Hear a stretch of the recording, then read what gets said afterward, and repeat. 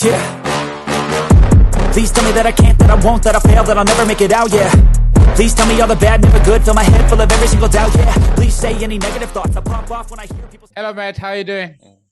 Yourself. Awesome stuff. You know, the first question that everyone will always come up with is, who is that person? Because the Game On podcast, as you know it, we tend to speak to servants of the game of cricket. So international, locally, everyone, anyone that has played a part in cricket, be it as a coach, as a player, or administrator, whatever the case may be. So when your name came up, the first question that would come from the team would be like, who is Reg? You understand? So I always want the guest to be the one that speaks, or the one that says who they are in their own words, in their own sort of, do you want to applaud yourself? Do you want to give yourself flowers? Do you want to give yourself a beer and a cheers? That kind of vibe. So who is Reginald Mutare? Thank you so much for this opportunity. All you viewers. This guy, Reginald Mutare, I think is what I can say, one of the best coaches. Yes. One of the best coaches in the world. One of the best coaches in the world. I've been coaching cricket for I think for 20 years now, and I've produced lots and lots of players, and I've done a lot for cricket, and I thank God for the gift, because it's a gift from God. So I thank God for that. And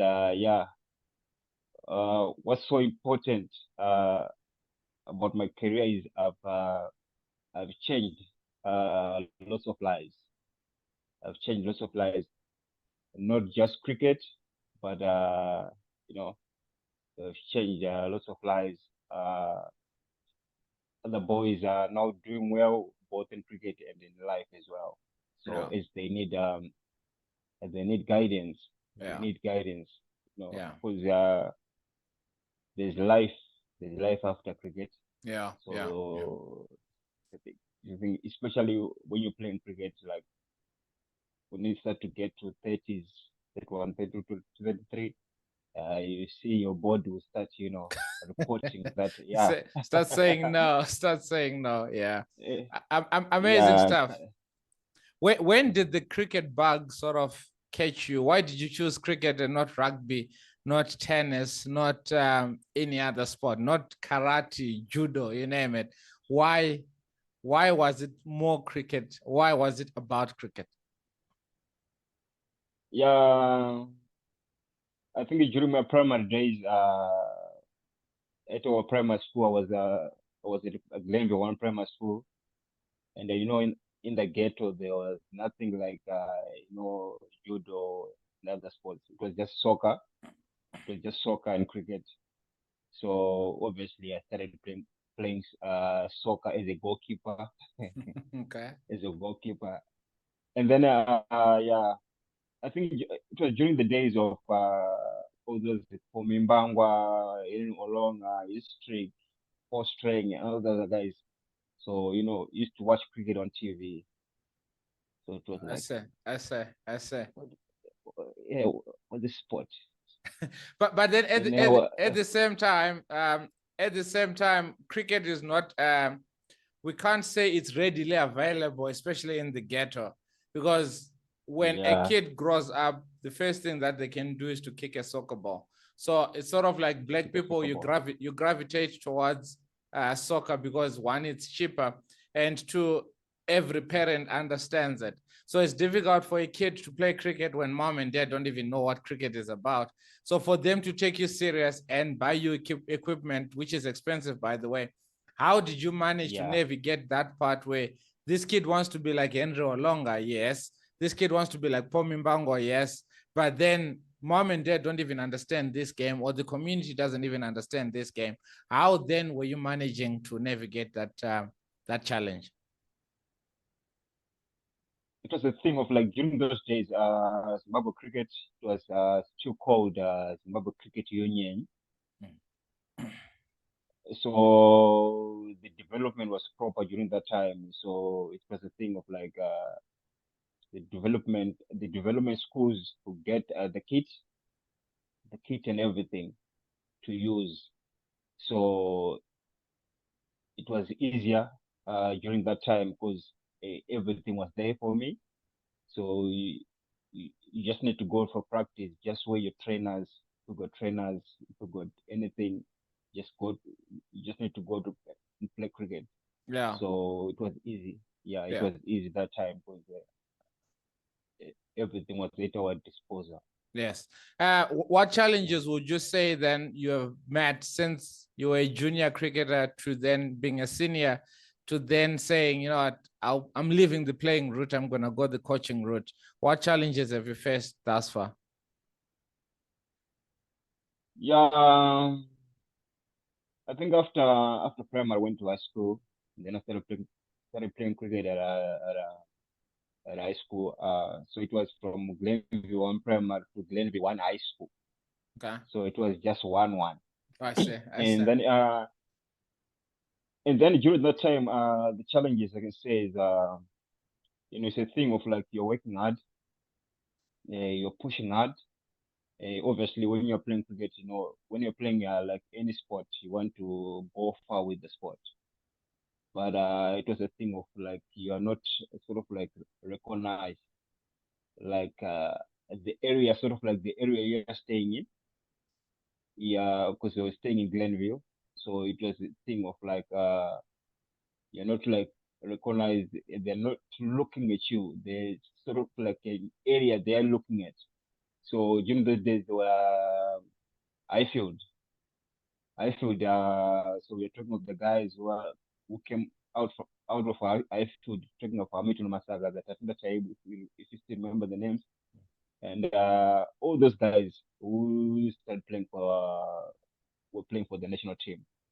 So it was a thing of like, no, yeah, but I can change the route here because it's a thing of like, it was a thing of like,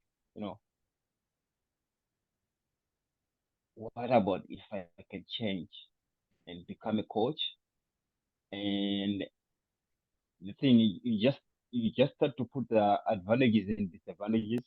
So it was a thing of like if I'm coaching, I can get to 60, 70 coaching.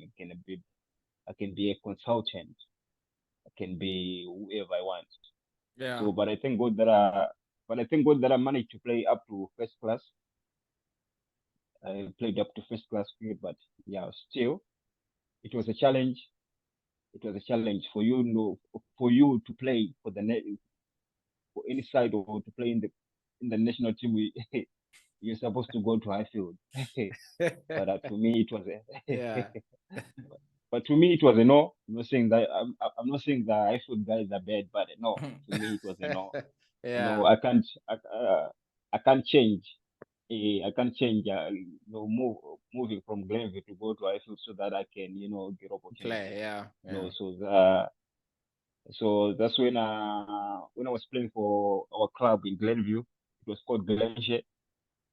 That's when we started doing some courses, some cricket courses, basic, intermediate, level 1, and other stuff. So just to equip ourselves. I just think that there were the guys like Munyurwa. I think Munyurwa is in South Africa right now. He's coaching at the academy. I think Richard Bay. I think. I see. Okay. There's Richard Bay. So we started doing some courses, and then from there we started doing that volunteer coaching. Yeah, without getting paid.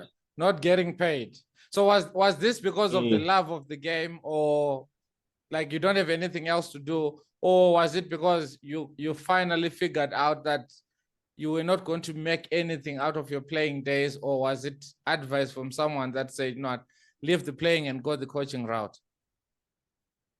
It was so for the love of the game, and then it was just if it is a gift, it's a gift. If it's in you, it's in you.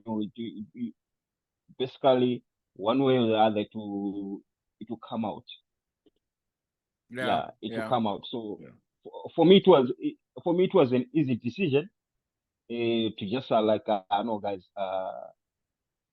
no longer playing club cricket. I'm no longer playing anything. I'm just focusing on what? Yeah. I'm just focusing on one thing. Yeah. And then, that's when I started. When I started coaching. Yeah. And then, was the environment in Zimbabwe conducive for coaching, for growing as a coach? Yeah, because for me it was because God was with me. Yeah. You know, it wasn't easy, but you know, with God it was better and easy. Okay. Okay. Because yes, obviously I was trusting the process. I started coaching doing voluntary, and then from there it was like we need this guy to be in the system. During those days there was a guy, there were those guys like Mutare, I think he's late now. It was like this young man is doing a great job, so why can't you like give him a contract? So I started on a promotion. Yeah.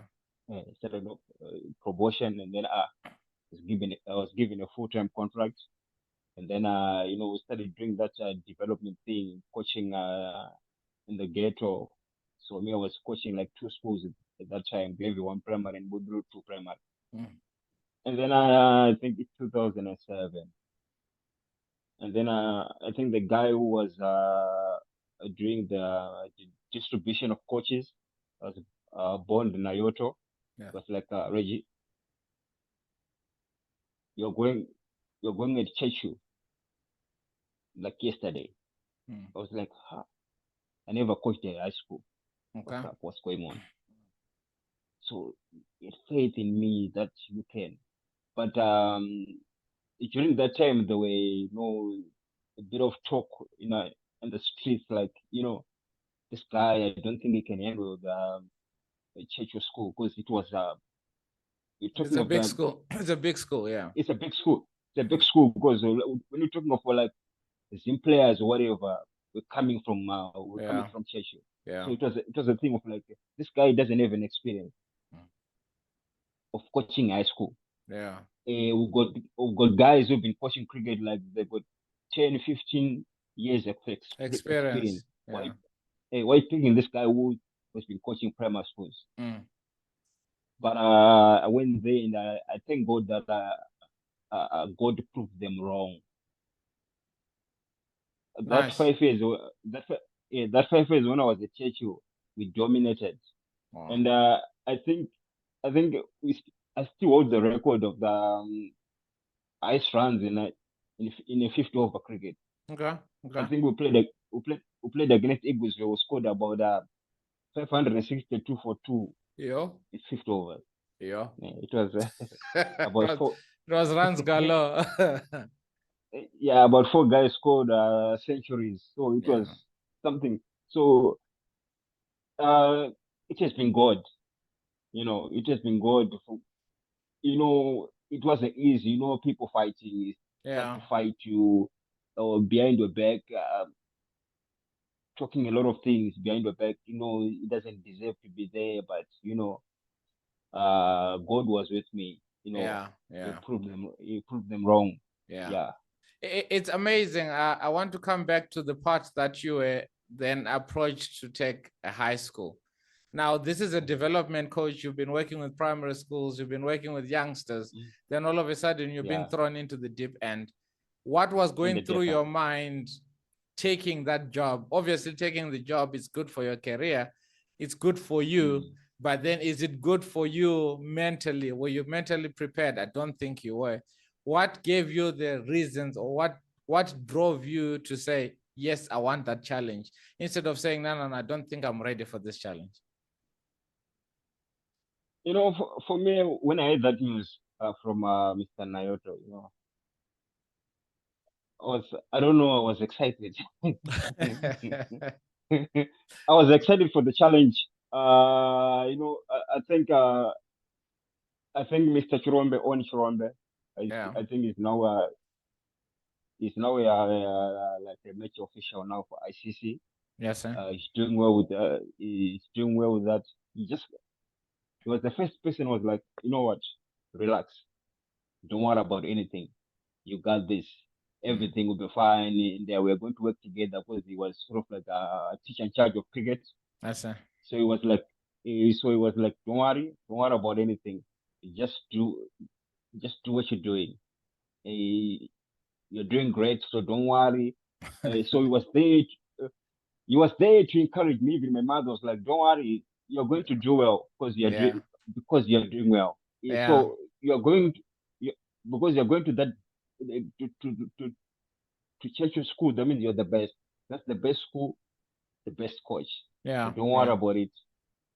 So other thing is what I managed to do.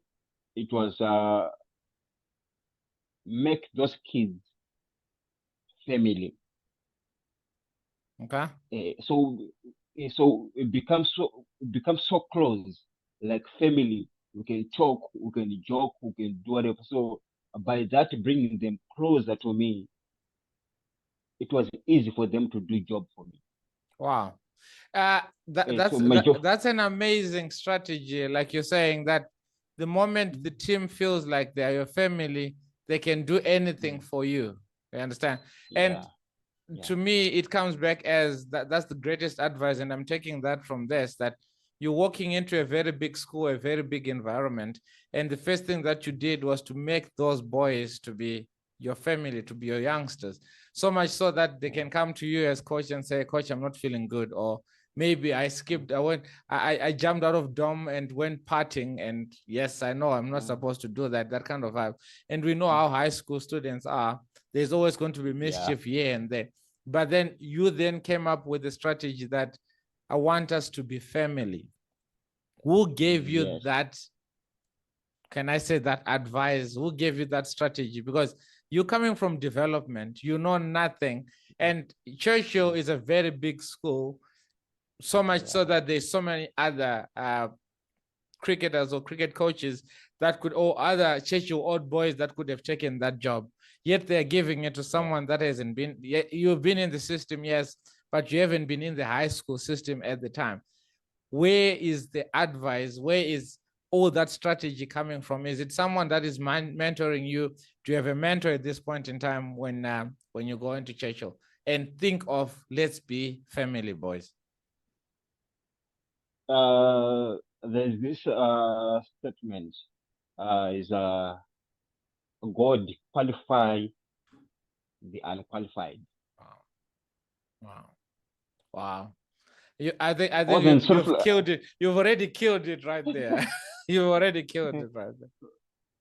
Because I wasn't really sort of like qualified for that because it's a big school. That's why people like sort of like making noise, like, no, this guy can't be there, this guy can't be there. But you know, God in his own ways of doing things. That thing, like in Shona, amen. I have to edit and put subtitles of what that means. Wish me luck.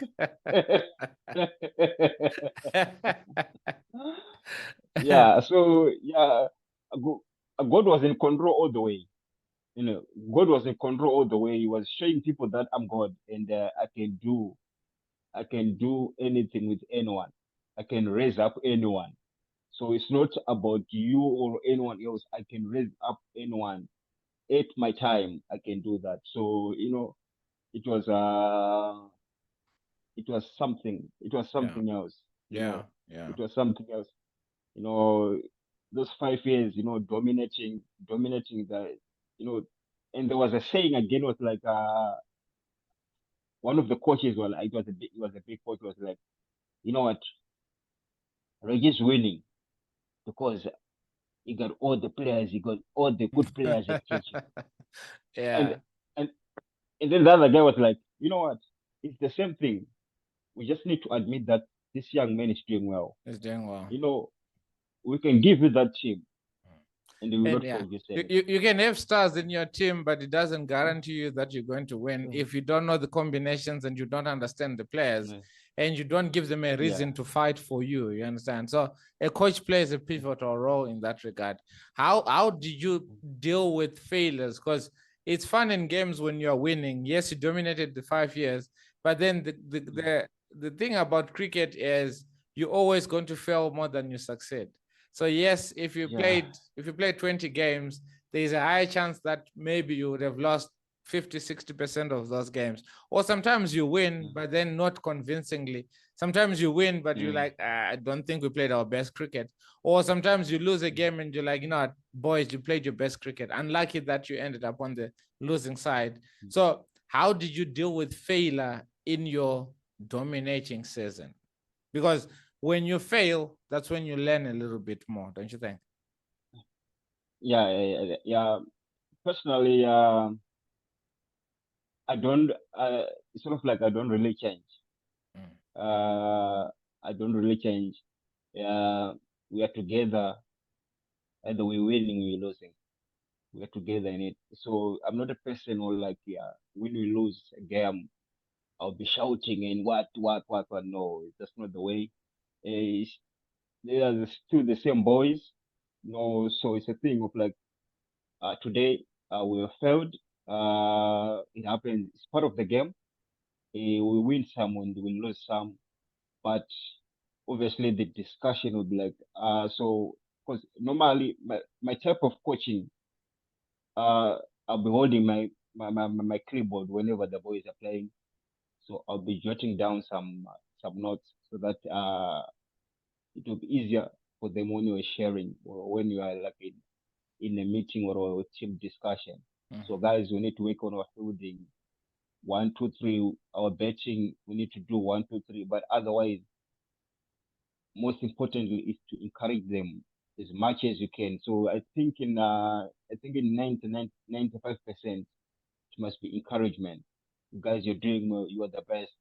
Always tell them. You always encourage them. No, see you next practice, guys. Otherwise, well done, guys. Let's keep on pushing. Yeah. What kind of a coach do you see yourself as? Because there is that one coach that is, you don't smile at my practice. You like promise you're gonna catch, you're gonna hit balls, you're gonna throw balls, you're gonna bowl, and everything is serious for that 2 hours. Then we can have fun. Or you're the kind of coach that is coming through and you're like, oh, gents, how was the day? And but we're still working.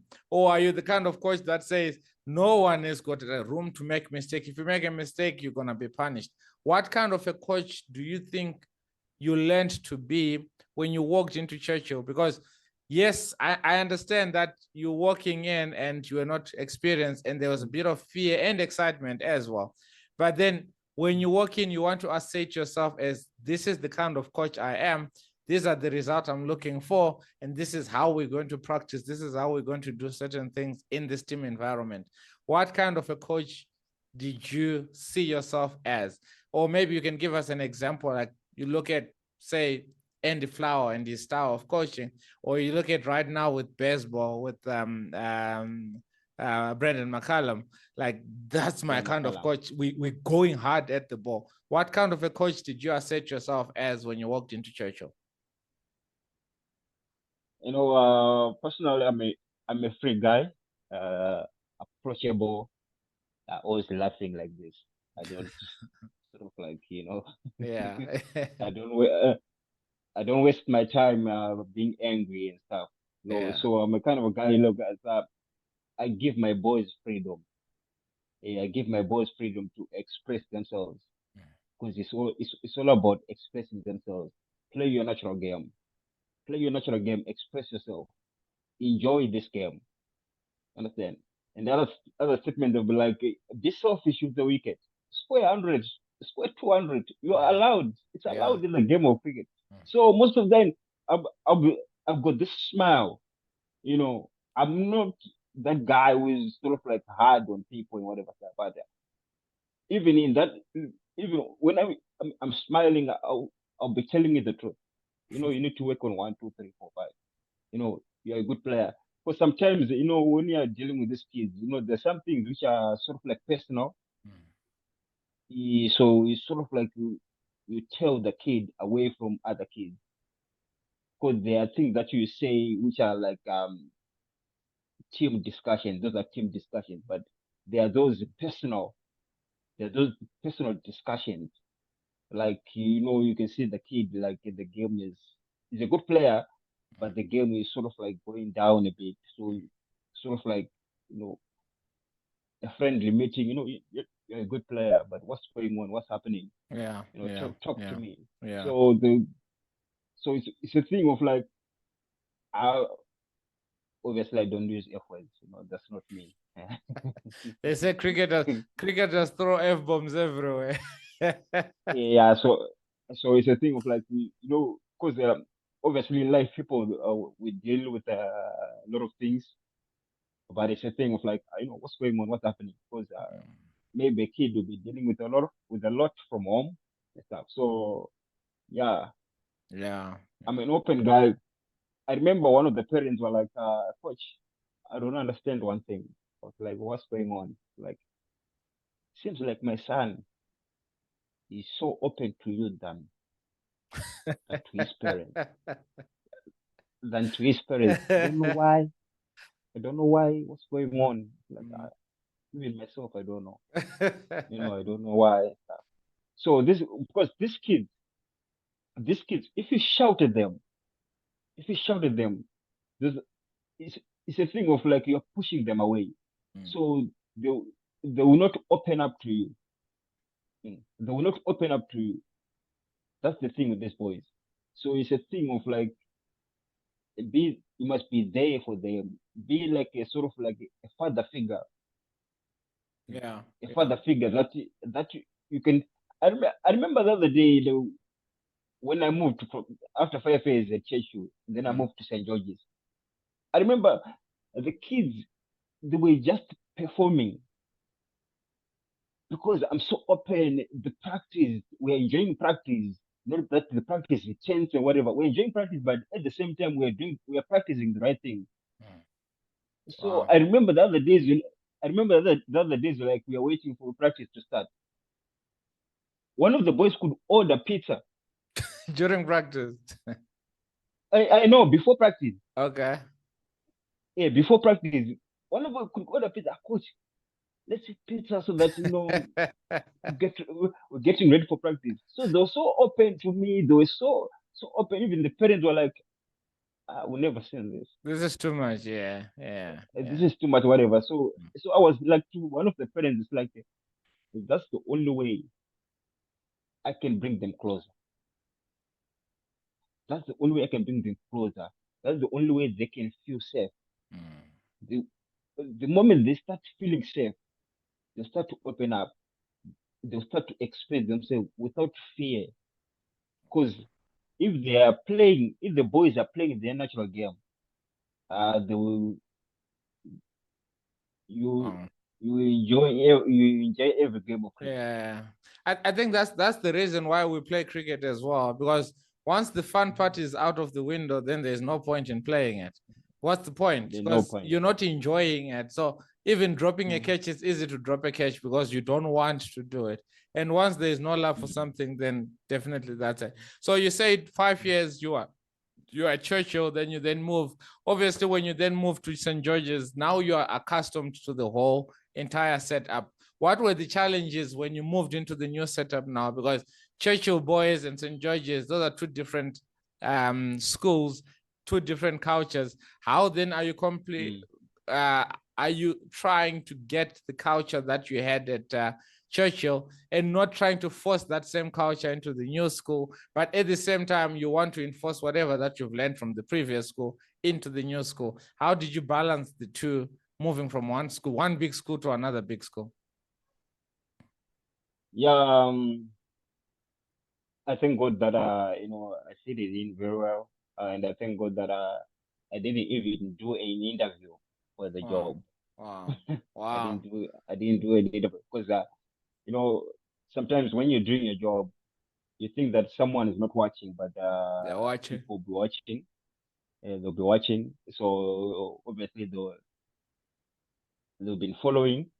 They've been following because there's that Georgie T20 that is played every year. Yeah. So won that I think twice, and then obviously they were watching because Churchill is sort of like a government school. It's sort of like a government. So, being seen a government school winning against the Group A schools and the other and then other teams from South Africa, there was other teams coming from South Africa like St. Benedict's and yes, some other schools were coming from South Africa. So it was people start to follow. This guy is a simple guy and whatever. What's happening? What is he doing that's different from what we're doing? Wow. So going back to Churchill, to St. George's. So going back to St. George's, I went there and there was a meeting. The parents were like happy that guy is here now. So our cricket is going to improve. So already they've got faith in me. Yeah. Because the standard has been set so high as well. So you can imagine the pressure. So that means our cricket is going to do well. And then I went to the sports director. He started introducing me to some of the staff and showing me around. And then about the culture as well. Obviously, the culture is different. Yeah, the culture is different. Yeah. And then he was like, Reggie, you're the best coach. I was like, I don't know that. Yeah. He was like, you're the best coach. Yeah, you are the best coach. So we are going to give you the best team. Wow. Here at St. George's. I was like, okay. Okay. Yeah. And then surely you didn't expect this, eh? Yeah, so I was like, you're going there, maybe you're going to give a second team or third team, and then start from the bottom, yeah. Start from the bottom, and then it was like, get in my car, let's go to the field. Okay? And then went to the field, and then I was given St. George's under 15A. Okay. And then he wanted to introduce me to the boys stuff. And then the captain was Sam Curran. Okay. Okay. Yeah, the young man who is playing for England now. Yes. And then the boys were looking at me, sort of like they were looking at me from who's this down, guy? Yeah. Going up. Who's this guy? Yeah. What is it gonna offer us? Yeah. So there are lots of questions. There are lots of questions like inside of them. They're like, who's this guy? What's going on here? Is cricket going to move or cricket is going to die? Yeah. And then in the sport, they were like, this coach Reggie was a Churchill, so now he is going to be a coach. And they were like, high coach. The voices were down. Yeah. And then I think last year one of the boys confessed. Kundai Matigimu, I think his name. Matigimu is this side. He's a Jeb. Yes. Yeah, he was part of that team. I see. Yeah. He was under 15. Okay. And then, Coach Reggie, do you have anything to say? I was like, guys, it's going to be here, and I know we're going to work together well with your cooperation. So, but today I'm not gonna say much, but during practices and as time progresses, we'll be talking. Yeah. So like, okay. And then the next practice, captain, take the warm up because I wanted to see how they do things. Okay. So that when I'm starting to put my own methods and stuff, you know where to start. Where to start and then getting in. So it was sort of like a clever way of. I see. Yeah. And then I was like, 1, 2, 3, paid up. And then one of the boys was like, I don't bet top there. I'll bet later. Okay. I was like, okay. Everyone come in. And then everyone like.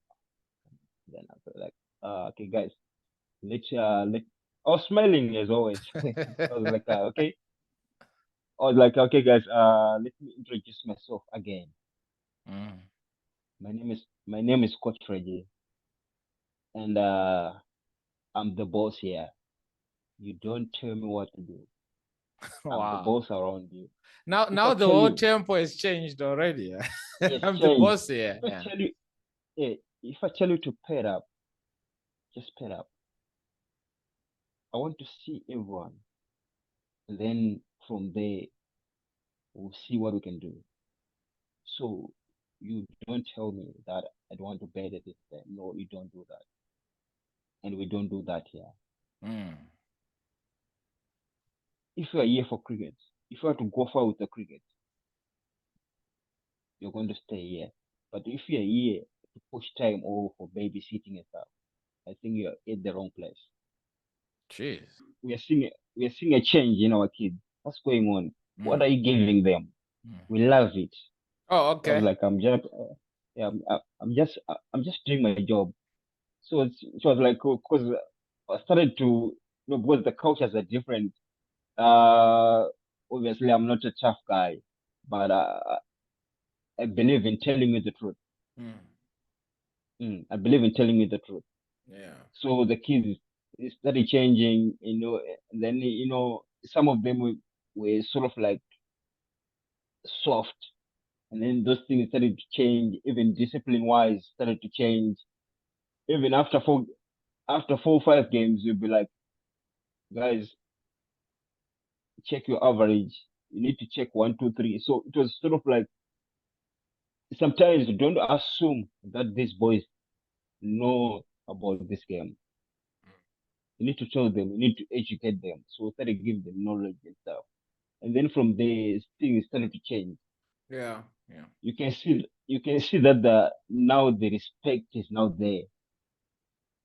Wow. I mean, when it's practice, it's practice. We're doing practice. Coach Reggie is here. There's lots of respect. Everyone is being told like Coach Reggie is the man. Coach Reggie is whatever. And Coach Reggie must coach first team because I think his mentality and stuff is just different from other coaches, whatever. I was like, no, there's a process for everything.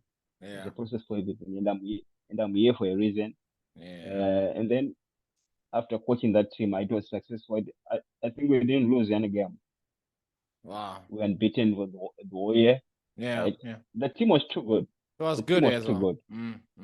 It was too good. And then there was again like so I was sort of like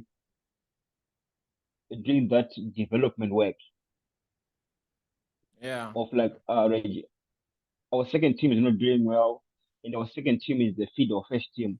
Yeah. Please, we want you to go to second team to fix things. Now leave the under 15s.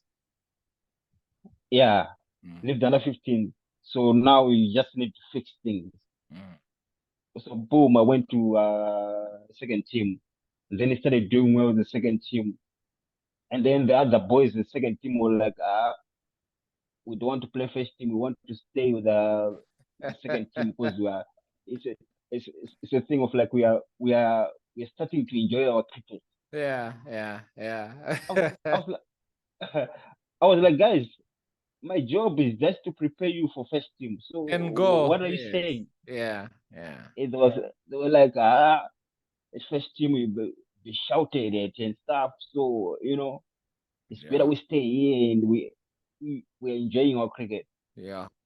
Just a quick one, Coach. Sorry to cut you there. What would be your advice when you walk into a team or you see a team that does not respect their coach? Could we say the coach is not putting boundaries, or can we say that the players are not accepting whatever the boundaries that are being set by the coach? Because if you ever walked into a team where you find that there's so much dysfunctionality, this one is doing their own thing, that one is doing their own thing, they don't rock up to practice on time, or when they rock up to practice, they are just doing their own crap. And when it comes to matches, find out that they're not winning the matches and the coach says nothing because sort of like they don't want to hear from the coach. What advice would you give to that team one? And what advice would you give to that coach that feels like I can't give them or I can't give you any information that you already don't know? So sort of like you kind of feel like the coach is also kind of feeling like they are not the best or they're self-doubting kind of vibe. What advice would you give to that team and to that coach that is self-doubting? Yeah, the coach, I'll start with the coach. You know, the most important thing is to analyze the boys. When you analyze the boys, get into their system. Okay. Get into their system. It's easy to get into their system. It's easy. And then from there, getting into their system, you start controlling things from there. Okay. You don't need to Explain give more. up. Explain more, coach, because that's an amazing. I even had to set my seat now so that I can listen. Yeah, get into their system. Yeah. Get into their system. They're easy to control. Especially the young kids, because they're like copper wire. Okay. They're like copper wire. You can turn them the way you want. Okay. And then from there, because especially when you're dealing with under 16, they're already bigger guys.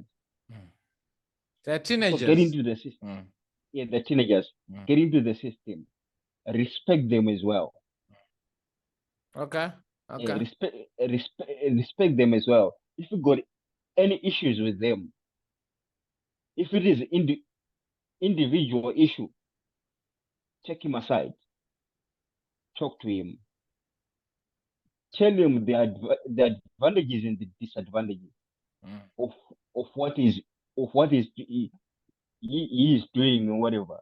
You see, this is the disadvantage. These are the advantages of what you're doing. One by one, get into that system. Okay. It's easy. And then, especially the boys, talk to them about life. Outside of cricket. Of course, outside of cricket, just leave cricket aside and talk to them about life. Because that's where one of my sort of like my weapon to get to them. You know what? You are here with one of the biggest schools in the country. Your parents are running around for you to be at this school, and it's not easy out there. Things are tough, but you are here. But you are playing around with life. You are getting everything that you need. You're getting everything that you need, and they're giving you everything that you need. Yeah. Right now, this morning you'll be saying, "Dad, I need cereal," and they run around, they get the cereal for you. And what you're doing, you are betraying your parents. You are betraying the school. You are betraying the flag of the school. Yeah. Now it becomes serious. It becomes serious. Don't waste time doing that. You're wasting your time, because one way or the other, you're growing up. You're not gonna grow young any younger. You're growing up. So wake up. Yeah. You need to wake up. It changes the whole dynamic. It changes everything, because when you start talking about life, things will start to change. Even the approach, even the way they talk, everything will start to change. Wow. And they will start to respect you from there. They'll start to respect you. This guy, because sometimes you need to speak that common sense into them, so that they understand the consequences of their actions. Yeah. That's brilliant advice. That is brilliant advice. That's amazing. So fine. You then decided to leave the system. You then decided to leave Zim, and decided, okay, let me go in search of greener pastures. What's the difference between the cricketing system in England and the cricketing system in Africa or in Zimbabwe, so to say? Have you had time to make a comparison between the two? Yeah, just to compare Zimbabwe and the UK. What I can say, I always tell the truth. The gap is too big. It's too big. And the gap is too big, because they've got structures here. Okay. They've got proper structures. They've got everything running. They've got the grassroots. They've got the franchise system, the lady system. They've got the county system. When it goes to the national team, the national age groups, everything functions well. Yeah. So that means they got everything in place. That's why they are, that's why the kids, they love to play. They love to play the sport, and they want it like to they want to earn a living through it. Yeah.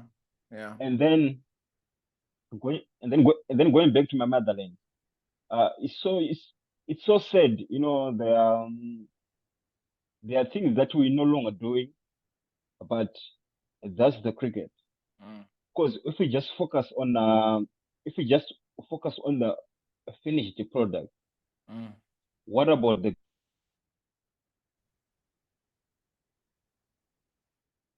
doesn't start up there? Yeah. It starts from the ground.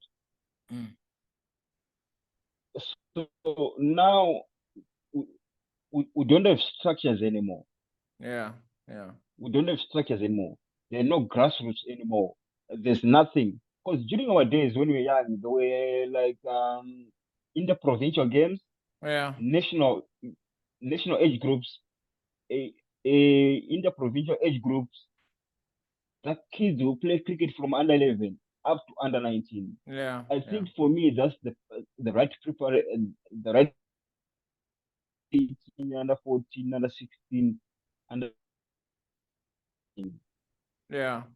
So that grassroots it's not there anymore. And again, those boys who go to the under 19, whatever, we can't keep them. Because after that under 19, they'll just vanish. Yeah. They'll just vanish. So there's nothing that we're doing that to keep the boys. There's nothing much really we are doing. Yeah, it's so sad. Yeah. So can we then say there is more talent in England than there is talent in Africa? Or there is talent everywhere, but it's because there is no facilities and there is no actual program or actual pipeline to make children to become pro. Can we say it's a lack of talent or it's a lack of resources that makes Africa less than it is their European or overseas counterparts? I believe there's talent everywhere. I believe there's talent everywhere, but it's sort of like up to you as a nation, as the cricket boards, if you want your cricket to to be up there. I believe there are no shortcuts. I believe there are no shortcuts. You just need to do the right things for the cricket to grow. If like we don't even go far, if we just go to South Africa. Yeah. Check the programs, whatever. That's why you see, especially their sports are stronger. Yeah. They're stronger. There is rugby. Obviously, see whatever say, but this for me, it's an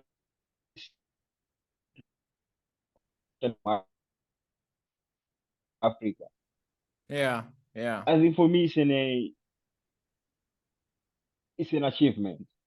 Wow. It's an achievement. So I think especially I think in Zimbabwe we need the right people to run the game. You are the right people, coach, and you ran away.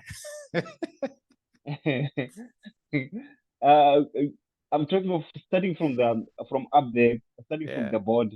Yeah, you are the ones. You ran away. I'm still available for my nation.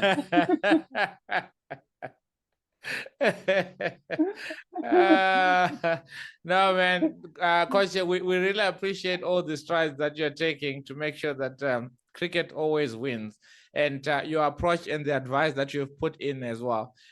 Before I let you go, Coach, what advice would you give to an aspiring cricketer or an aspiring coach that also wants to coach at the highest level or wants to play first-class cricket, or they just want to enjoy this game of cricket? What advice would you give to those guys?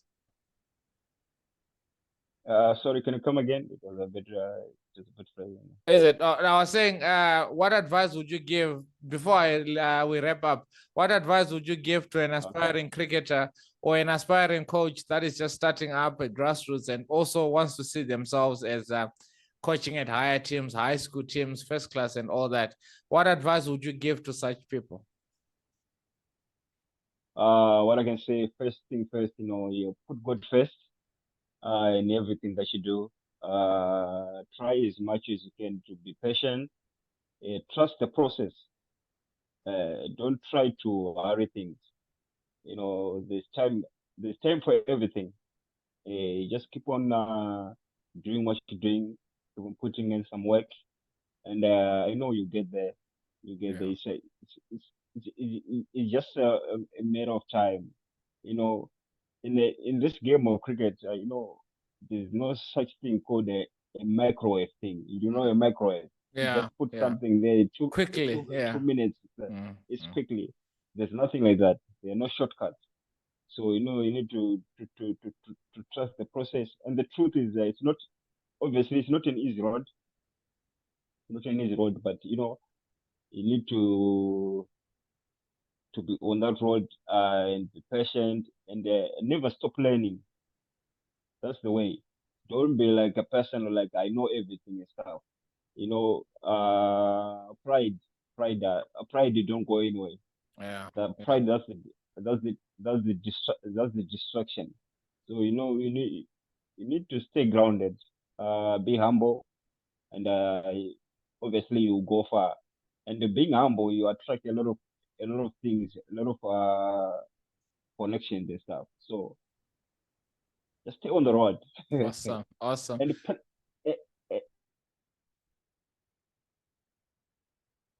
And pray more. Amen. I think prayer covers all things. So without prayer, we cannot achieve anything in this life. It's amazing. Yeah. We say this is such a small world because I posted something on Facebook and I had my little brother Tavani Moyo, and then I asked him a question not too long ago, and I'm like, "Do you know Reggie?" He's like, "Yeah, he was my coach." Amazing story right there. So when I told him that you're coming on the show, it's like, definitely there is a story right there, and I can see where he was coming from. Do you remember Tavani Moyo? Yeah, I remember, one of the best wicket keepers. Good hands, in the country. He was involved in all.